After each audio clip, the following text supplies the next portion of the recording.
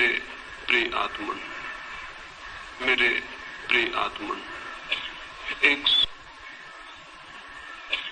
एक सुबह अभी सूरज भी निकला नहीं था और एक माझी नदी के किनारे पहुंच गया था।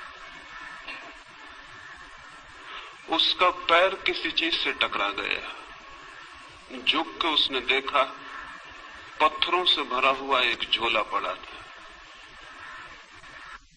उसने अपना जाल किनारे पर रख दिया। वो सुबह सूरज के उगने की प्रतीक्षा करने लगा। सूरज उग आए, वो अपना जाल फेंके और मछलियां पकड़े। वो जो झोला उसे पड़ा हुआ मिल गया था जिसमें वो एक एक पत्थर निकाल के शांत नदी में फेंकने लगा। सुबह के सन्नाटे में उन पत्थरों की गिरने की छपाक की आवाज सुनता, फिर दूसरा पत्थर फेंकता। धीरे धीरे सुबह का सूरज निकला, रोशनी हुई। तब तक उसने झोले के सारे पत्थर फेंक दिए थे, सिर्फ एक पत्थर उसके हाथ में रह गया। सूरज की रोशनी में देखते से ही जैसे उसके हृदय की धड़कन बंद हो गई, सांस रुक गई। उसने जिन्हें पत्थर समझ के फेंक दिया था वे हीरे जवाहरात थे, लेकिन अब तो अंतिम हाथ में बचा था टुकड़ा और वो पूरे झोले को फेंक चुका था। और रोने लगा, चिल्लाने लगा। इतनी संपदा उसे मिल गई थी कि अनंत जन्मों के लिए काफी थी, लेकिन अंधेरे में अनजान अपरिचित उसने उस सारी संपदा को पत्थर समझ के फेंक दिया था। लेकिन फिर भी वो मछुआ सौभाग्यशाली था, क्योंकि अंतिम पत्थर फेंकने के पहले सूरज निकल आया था और उसे दिखाई पड़ गया था कि उसके हाथ में हीरा है। साधारणतः सभी लोग इतने सौभाग्यशाली नहीं होते। जिंदगी बीत जाती है, सूरज नहीं निकलता, सुबह नहीं होती, रोशनी नहीं आती और सारे जीवन के हीरे हम पत्थर समझ के फेंक चुके होते। जीवन एक बड़ी संपदा है, लेकिन आदमी सिवाय उसे फेंकने और गंवाने के कुछ भी नहीं करता है। जीवन क्या है ये भी पता नहीं चल पाता और हम उसे फेंक देते। जीवन में क्या छिपा था, कौन से राज, कौन सा रहस्य, कौन सा स्वर्ग, कौन सा आनंद, कौन सी मुक्ति, उस सब का कोई भी अनुभव नहीं हो पाता और जीवन हमारे हाथ से रिक्त हो जाता है। इन आने वाले 3 दिनों में जीवन की संपदा पर ही थोड़ी सी बातें मुझे कहनी। लेकिन जो लोग जीवन की संपदा को पत्थर मानकर बैठ गए हैं, वे कभी आंख खोलकर देख पाएंगे कि जिन्हें उन्होंने पत्थर समझा है वे हीरे माणिक हैं। ये बहुत कठिन है। और जिन लोगों ने जीवन को पत्थर मान के फेंकने में ही समय गंवा दिया है, अगर आज उनसे कोई कहने जाए कि जिन्हें तुम पत्थर समझ के फेंक रहे थे वहां हीरे मोती भी थे, तो वे नाराज होंगे, क्रोध से भर जाएंगे। इसलिए नहीं कि जो बात कही गई वो गलत है, बल्कि इसलिए कि ये बात इस बात का स्मरण दिलाती है कि उन्होंने बहुत सी संपदा फेंक दी। लेकिन चाहे हमने कितनी ही संपदा फेंक दी हो, अगर एक क्षण भी जीवन का शेष है तो फिर भी हम कुछ बचा सकते हैं और कुछ जान सकते हैं और कुछ पा सकते हैं। जीवन की खोज में कभी भी इतनी देर नहीं होती कि कोई आदमी निराश होने का कारण पाए। लेकिन हमने ये मान ही लिया है अंधेरे में, अज्ञान में, कि जीवन में कुछ भी नहीं है सिवाय पत्थरों के। जो लोग ऐसा मान के बैठ गए हैं उन्होंने खोज के पहले ही हार स्वीकार कर ली।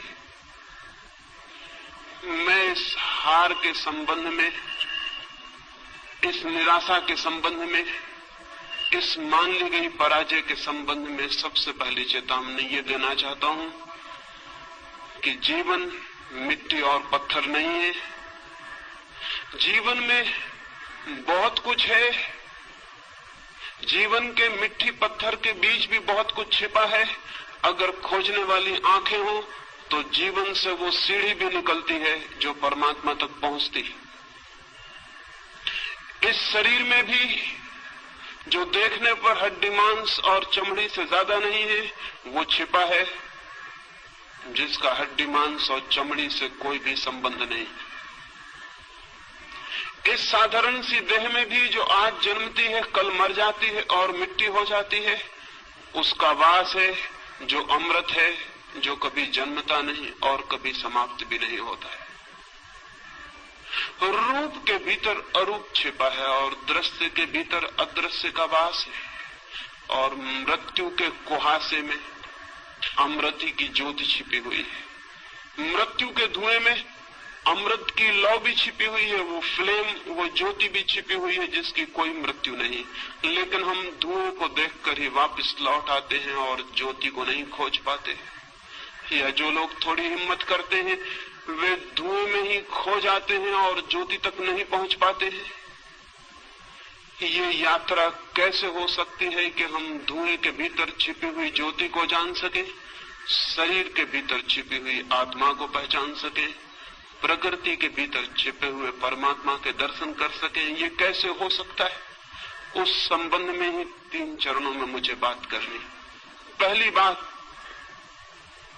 हमने जीवन के संबंध में ऐसे दृष्टिकोण बना लिए हैं, हमने जीवन के संबंध में ऐसी धारणाएं बना ली हैं, हमने जीवन के संबंध में ऐसा फलसफा खड़ा कर रखा है। उस दृष्टिकोण और धारणा के कारण ही जीवन के सत्य को देखने से हम वंचित रह जाते हैं। हमने मान ही लिया है कि जीवन क्या है, बिना खोजे, बिना पहचाने, बिना जिज्ञासा किए हमने जीवन के संबंध में कोई निश्चित बात ही समझ रखी। हजारों वर्षों से हमें एक ही बात मंत्र की तरह पढ़ाई जा रही है कि जीवन असार है, जीवन व्यर्थ है, जीवन दुख है। सम्मोहन की तरह हमारे प्राणों पर यह मंत्र दोहराया गया है कि जीवन व्यर्थ है, जीवन असार है, जीवन दुख है, जीवन छोड़ देने योग्य है। ये बात सुन सुन के धीरे धीरे हमारे प्राणों में पत्थर की तरह मजबूत होकर बैठ गई। इस बात के कारण जीवन असार दिखाई पड़ने लगा है, जीवन दुख दिखाई पड़ने लगा है। इस बात के कारण जीवन ने सारा आनंद, सारा प्रेम, सारा सौंदर्य खो दिया है। मनुष्य एक कुरूपता बन गया है, मनुष्य एक दुख का अड्डा बन गया है।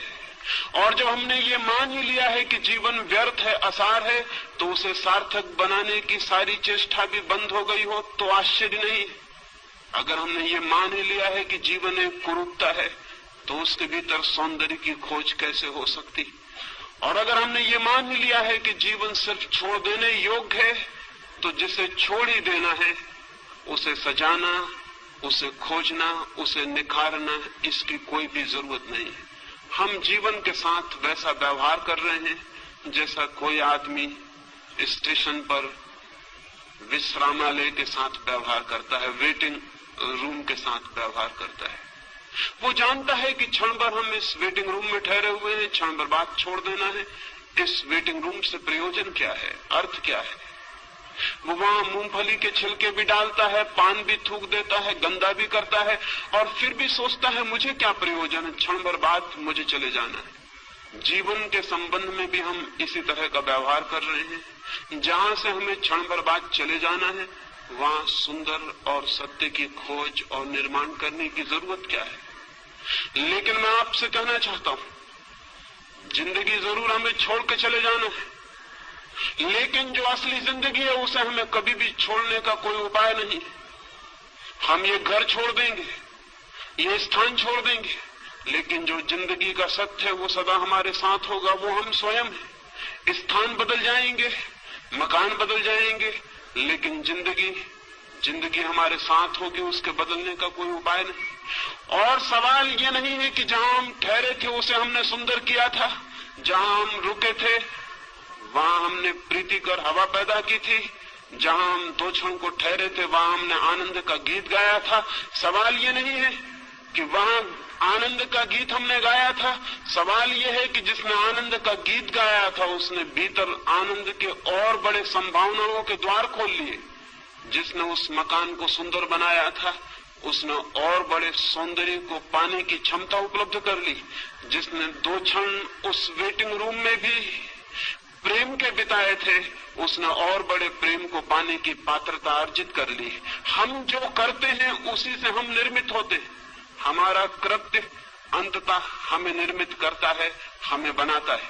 हम जो करते हैं वही धीरे धीरे हमारे प्राण और हमारी आत्मा का निर्माता हो जाता है। जीवन के साथ हम क्या कर रहे हैं इस पर निर्भर करेगा कि हम कैसे निर्मित हो रहे हैं। जीवन के साथ हमारा क्या व्यवहार है इस पर निर्भर होगा कि हमारी आत्मा किन दिशाओं में यात्रा करेगी, किन मार्गों पर जाएगी, किन नए जगतों की खोज करेगी।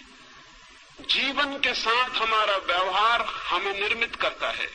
ये अगर स्मरण हो तो शायद जीवन को असार व्यर्थ मानने की दृष्टि हमें भ्रांत मालूम पड़े, तो शायद हमें जीवन को दुखपूर्ण मानने की बात गलत मालूम पड़े, तो शायद हमें जीवन से विरोधी रुख अधार्मिक मालूम पड़े। लेकिन अब तक धर्म के नाम पर जीवन का विरोध ही सिखाया गया है। सच तो यह है कि अब तक का सारा धर्म मृत्युवादी है, जीवनवादी नहीं। उसकी दृष्टि में मृत्यु के बाद जो है वही महत्वपूर्ण है, मृत्यु के पहले जो है वो महत्वपूर्ण नहीं। अब तक के धर्म की दृष्टि में मृत्यु की पूजा है, जीवन का सम्मान नहीं, जीवन के फूलों का आदर नहीं।